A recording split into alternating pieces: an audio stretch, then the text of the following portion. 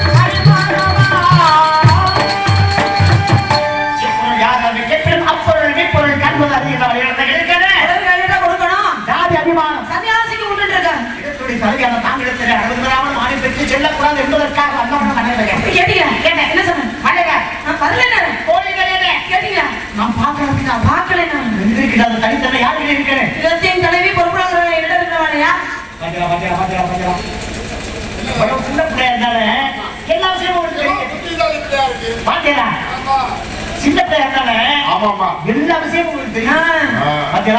அப்படியே தெரியல சொன்னாலே தெரியல எப்படின்னு.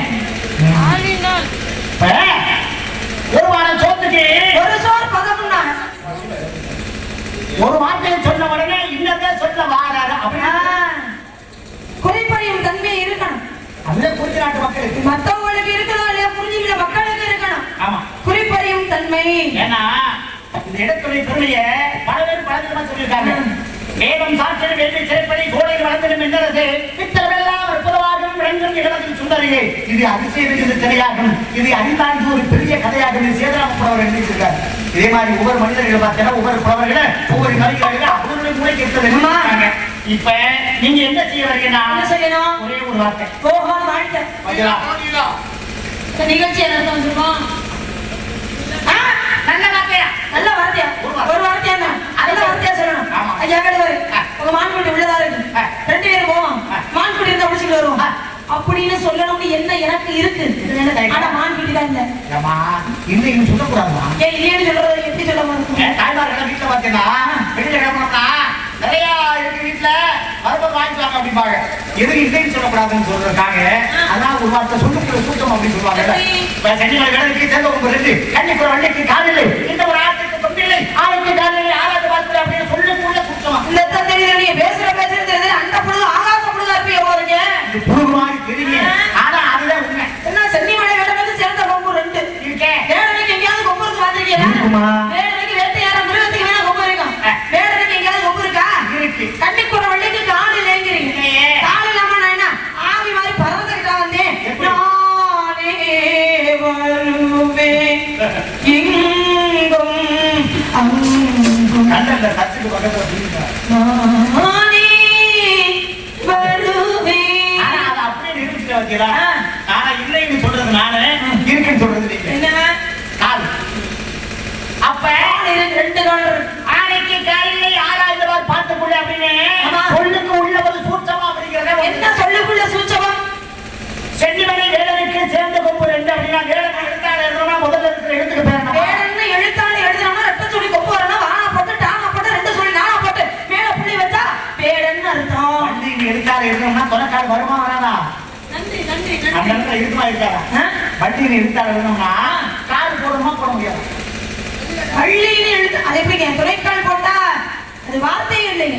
அப்ப கால் இல்ல உண்மைதானே? துணைக்கால் கிடையாது. பாத்தீங்களா? அதே கன்னிக்குள்ள வண்டிக்கு கால் இல்லை துணைக்கால் இல்ல. ஆணைக்கு கால் இல்லை யாராவது பார்த்து இப்ப ஆணை அப்படின்னு சொன்னா மிருகத்தை அது யானைன்னு சொல்ல மிருகத்தை குறிக்கும். பாத்தீங்களா? ஆணைன்னு சொன்னா கட்டளையிடு உத்தரவிடு. உத்தரவின்றி உள்ளே வா. அப்ப இதுக்குள்ள என்ன இருக்கிற வச்சவன் தான் இருக்கிற வழியில இருக்கவன் நடக்கணும் அப்படிங்கிறதுக்காக நீங்க என்ன செய்யணும்? வந்த உடனே நல்லா விசாரிக்கணும். மான் இருக்கா இல்லையா அப்படின்னு மன்னன் விசாரிக்கணும், உங்க தோழிக்கு விசாரிக்கணும். இப்ப நீங்க என்ன செய்யணும்? தானா கீழே விசாரிச்ச பிறகு கண்ணால கண்டது போய் காதால கேட்பது கீழே விசாரிப்பது சொல்லிருக்காங்க இல்லையா? கண்ணால கண்டது எங்கே பொய்யா போச்சு, காதால கேட்டது எங்கே பொய்யா போச்சு, தீர விசாரிச்சது எங்கே மெய்யா இருந்துச்சு. ஆமா, இதுல பல விதத்தை சொல்லியிருக்கேன். இப்ப ராமாயணத்துல ஒரு விதமா சொல்லியிருக்கேன், மகாபாரதத்திலையும் ஒரு விதமா சொல்லியிருக்கேன், சிலப்பதிகாரத்தோட ஒரு விதமா சொல்லியிருக்கேன், ஏன் நடப்புகளோட சொல்லியிருக்கேன். இப்ப ராமாயணத்துல பாத்தீங்கன்னா மாறி செல்கிறவங்க மாயமான உருவாகி வர்றேன். இந்த மானை பார்த்த உடனே மாயமான்னு தெரியாம என்ன செய்யறா? இந்த மாலை எனக்கு வேணும்னு ராமன் கேட்கிறா. ஆமா மாயமா.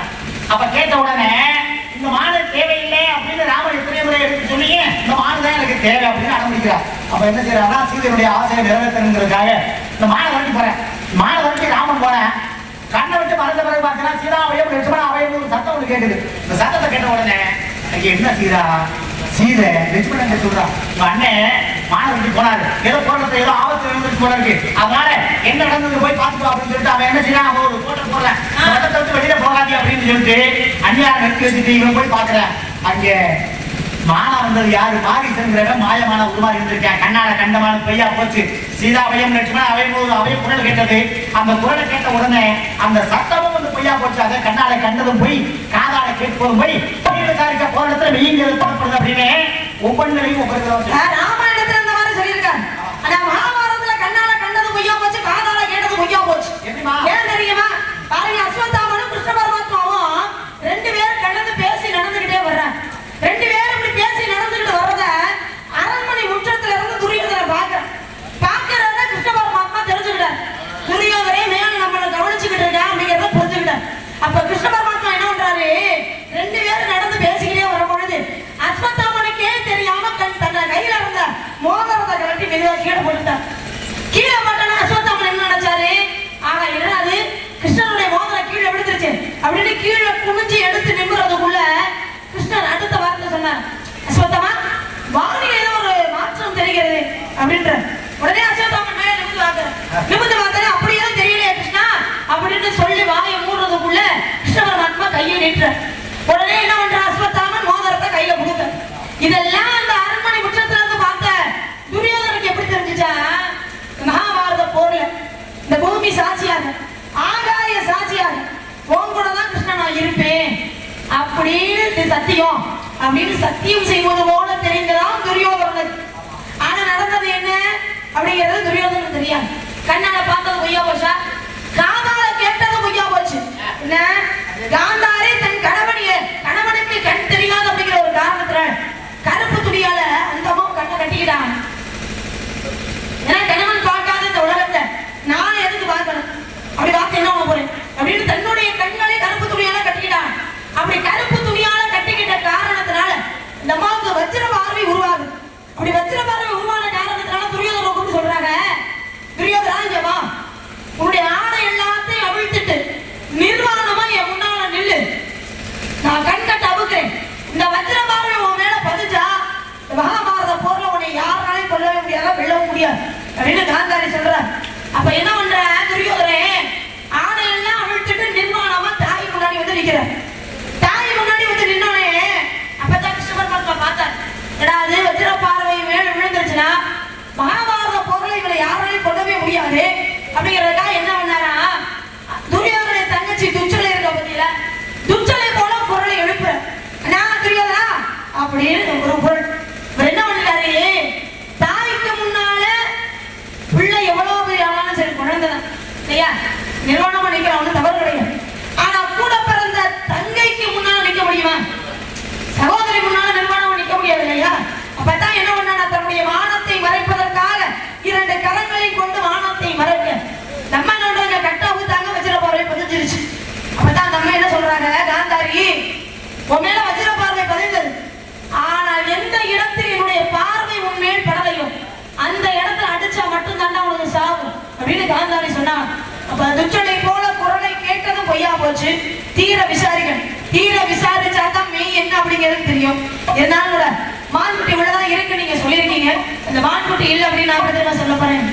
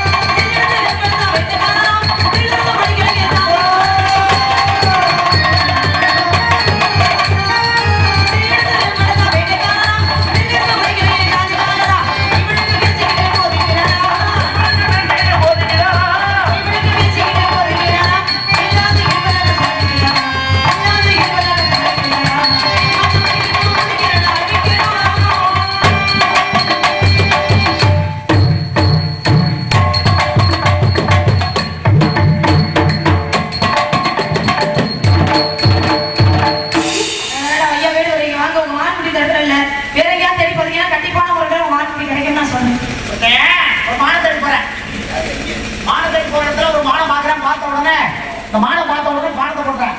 மானு கீழே விட்டு வந்த உடனே இந்த மானை எடுக்காம பக்கத்தில் போனேன். பக்கத்தில் போன உடனே அந்த மானை இன்னும் ஒருத்தர் கையில் எடுத்துட்டு அப்ப என்ன பண்றேன், ஐயா நான் போட்ட பானத்தினால அந்த மான் கீழே வந்து கிடக்கு, அதனால எனக்கு சொந்தமான மானம் அதை எனக்கு கொடுத்துருங்க அப்படின்னு கேட்டேன். அப்பதான் சொல்லுவேன், வாங்க வாங்க நீங்க தானே வாங்க லோகாம உங்களுக்கு வந்துருக்கு உங்களுக்கு இந்த மானை எவ்வளவு தூரத்துல இருந்து எங்க இருந்து நான் விரட்டிட்டு வரேன் தெரியுமா? எவ்வளவோ தூரத்துல இருந்து மானை விரட்டிட்டு வர்றேன். அந்த இடத்துல நான் நீங்க போட்டது மாதிரி தானத்தை போட்டுட்டா அங்கே பிடிச்சிருக்கேன். இந்த மானை வந்து கையால பிடிக்கணும் அப்படின்னு விரட்டிட்டு வந்தேன். எட்டி பிடிக்க போற நேரத்துல நீங்க பானத்தை போட்டுட்டு இந்த மானை எனக்கு சொந்தம் சொல்றீங்க கொடுக்க மாட்டேன். அதுதான் இவங்க ரெண்டு பேருக்குள்ள பார்த்தீங்கன்னா சண்டை வந்துருச்சு. எனக்கு சொந்தங்கிறேன் அவன் உடம்பு சொந்தங்கிறேன். யாருக்கு சொந்தமோ யார் சொல்றது? எப்படி சொல்ல முடியும்? பானத்தை போட்டா விட்டேன். அந்த மானை வெறுமூரத்துல இருந்து விரட்டிட்டு வந்தேன் விட்டேன். யாருக்கு சொந்தமாக அப்படின்னு இப்ப நம்மளுடைய இந்த மானை வந்து ஆண்மானா பெண்மானா அப்படிங்கிறது இருக்கா? அப்ப அவன் கேட்கிறேன் ஐயா பார்த்த உடனே பானத்தை போட்டேன். இந்த மானை ஆண்மானா பெண்மானா? ஆண்மானா இருந்தா என்ன, பெண்மானா இருந்தா என்ன? ஆண்மானா இருந்தா எனக்கு தெரியல, பெண்மானா இருந்தாக்கே ஒரு பிரச்சனை ஏற்பட்டு இருக்கேன். பெண்மானா இருந்தா என்ன பிரச்சனை? கொஞ்ச நாள் இருக்கேன் உட்காந்து அழுதுட்டே இருந்திருக்கேன். எதுக்கு அழுகுதா? எங்க அப்பதான் சுட்டு போச்சு அப்படின்னா மனிதன் வந்து எல்லாரும் இறக்குறதாடா. ஏன்டா அப்பதான் இறக்க போச்சுன்னா செய்ய வேண்டிய காரியத்தை செய்ய வேண்டிய ஏன்டா உட்காந்து அழுகிட்டு இருக்கா? அதுக்காக அழுகல, இது எரிக்கிறதா புதைக்கிறதா அழுது. எரிச்சா என்ன புதைச்சா என்ன?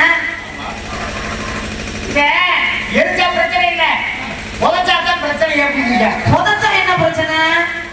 அந்த இடத்துல புல்லு முளைக்குமா முளைக்காதா அப்படிங்கிறது. புல்லு முளைச்சா என்ன, புல்லு முளைக்கலன்னா என்னங்க?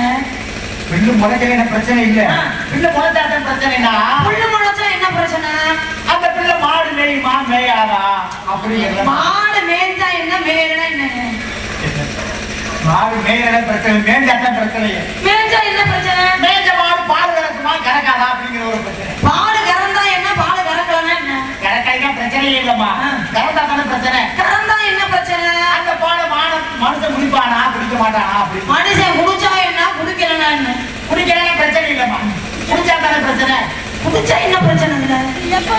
அந்த பாலை குடிச்ச மனுஷன் உயிரோட இருப்பானா இல்ல சாவானாங்கிறதே பிரச்சனை. உயிரோட இருந்தா என்ன, செத்தா என்ன? உயிரோட இருந்தாங்க பிரச்சனை இல்லையே, செத்தா தானே பிரச்சனை. செத்தா என்ன பிரச்சனை? அவன் எரிக்கிறதா புதைக்கிறதா? அது சரி.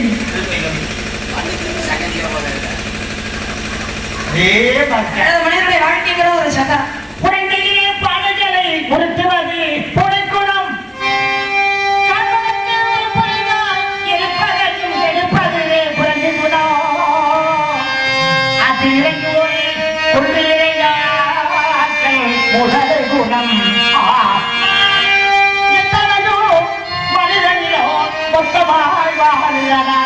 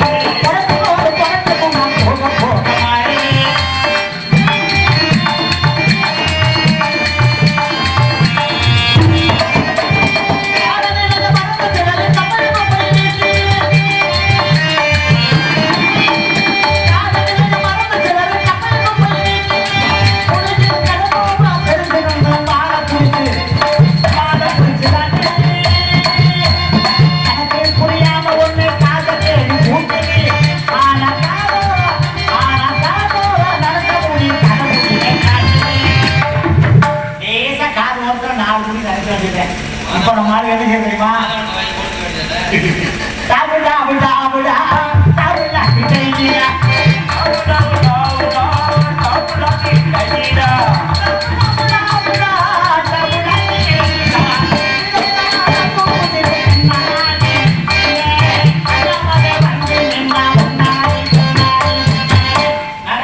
மூக்கு பிள்ளி சாகடனை கேட்டா கையில 2 கால குச்சி எடுத்து போனா ஊருக்கு போயிடு. அதே ஆபத்துதோட பிள்ளை அருவசி திருவாத அண்ணன் காவத்தை தீராத தண்ணி கருத்து வழியாத வெண்ணி கோபத்தை இழக்காத வெந்தன் பொருளி கொள்ளாத சீடன் பாவத்தை தீராத தீர்த்தவியலையே உலகத்தில் இருந்து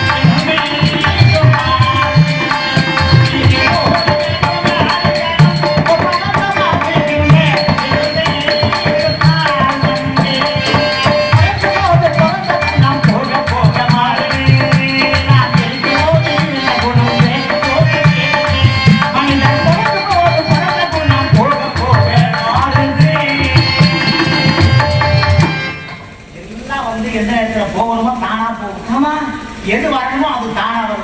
அதனாலதான் அதுக்கு பேரு அதிர்ஷ்டமும் வச்சா வருவது தானே வரும். வருவது தானே வரும். வருவது தானே வரும் அப்படிங்கிற மாதிரி எந்த இடத்துல வரணுமோ எந்த இடத்துல போகணுமோ யாரையும் கேட்டு வராது யாரையும் கேட்டு போவார். அப்ப நீங்க என்ன செய்யணும்னா இந்த மனசுக்குள்ள இருக்க வார்த்தையை இந்த வாய் வழியா ஒரே ஒரு வார்த்தையை சுத்தப்படுத்த சொல்லி எழுதுவார். கூட்டத்திலே இப்படி பார்க்கல ஆதி முதல் தவறே கதை கேட்கல.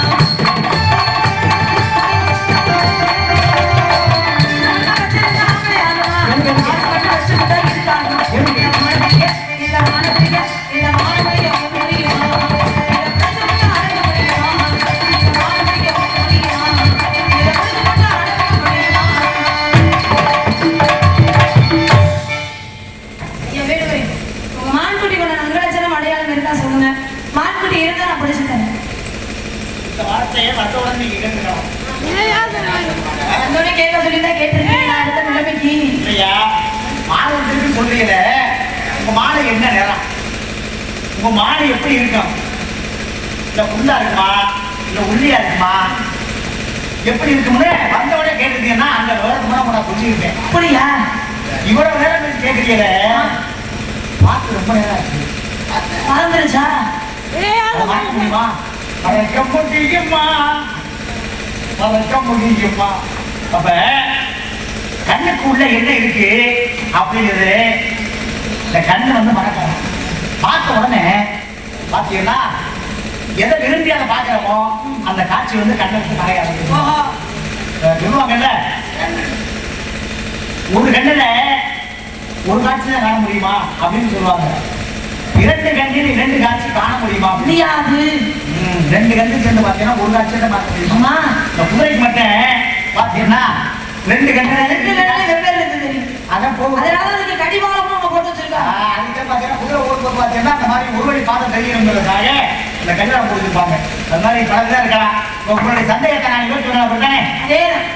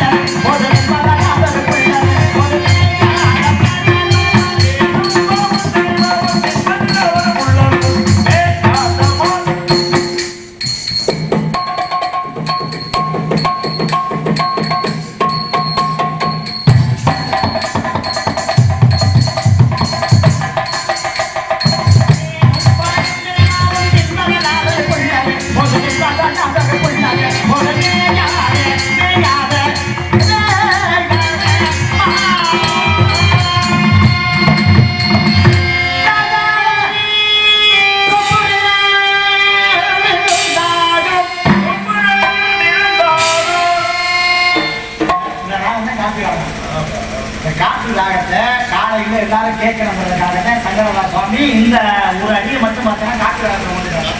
ஆமா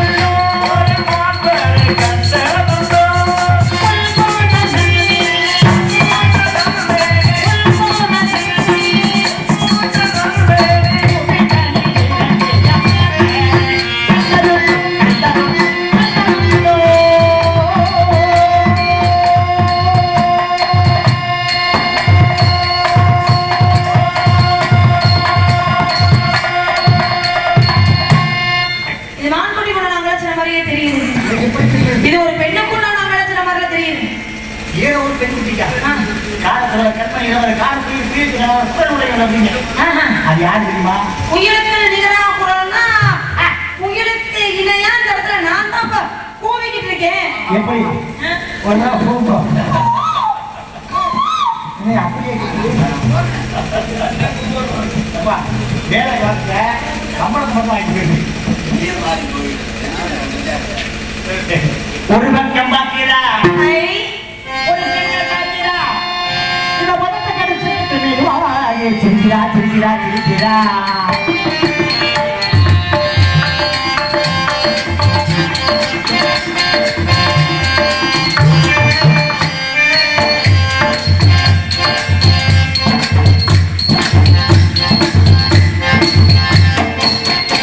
ஒரு பக்கம் பார்க்கிறா ஒரு பெண்ணை பார்க்கிறா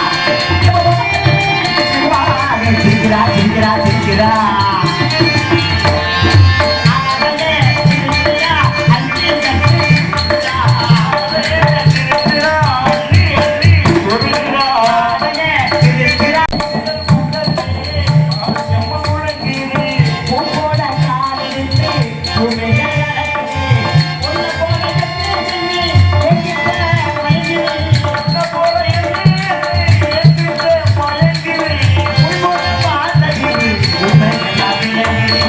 உண்மையெல்லாம் கிடங்குது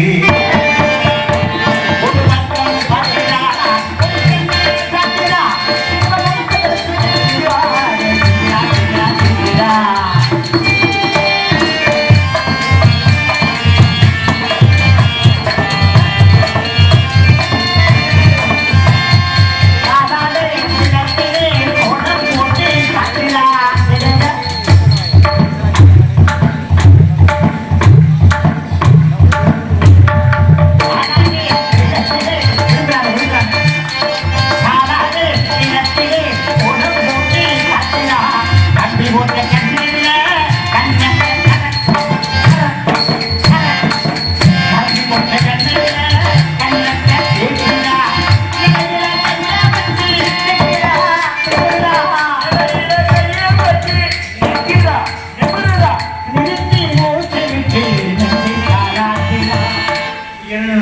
நெஞ்சை தாராட்டுறா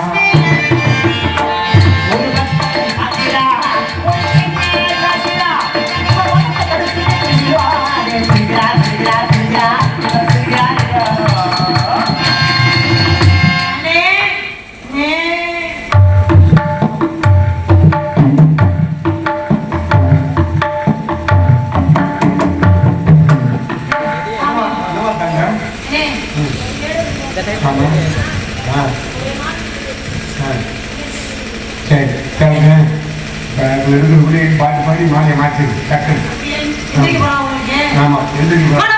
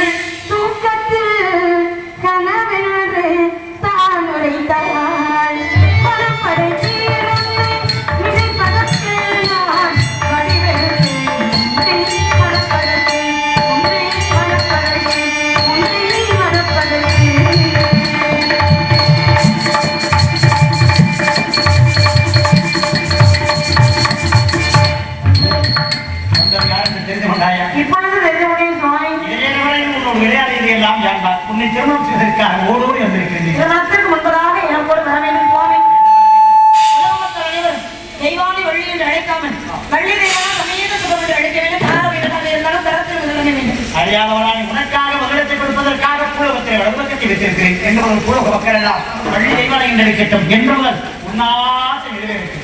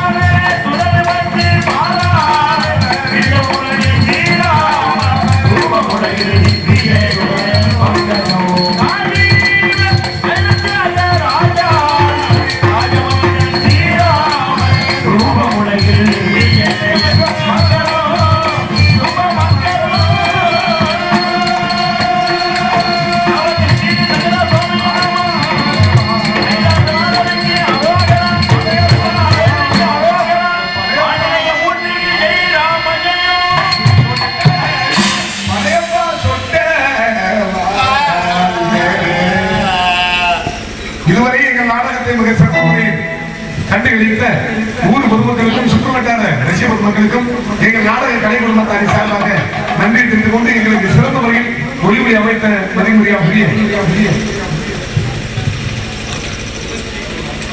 MSBK சாமி ஆகியோர் ஒளிமுறை கலைஞர்களுக்கும் இந்த நாடகத்தை அற்புதமான முறையில் சிறந்த முறை அமைத்த மரியாதைக்குரிய குடும்பத்தை சேர்ந்த பி பெருமபாஜன் அவர்களுக்கு மனமார்ந்த நன்றி தெரிந்து கொண்டு மீண்டும் உங்களிடமிருந்து பிரியாத விடைபெறுகிறோம். நன்றி, வணக்கம்.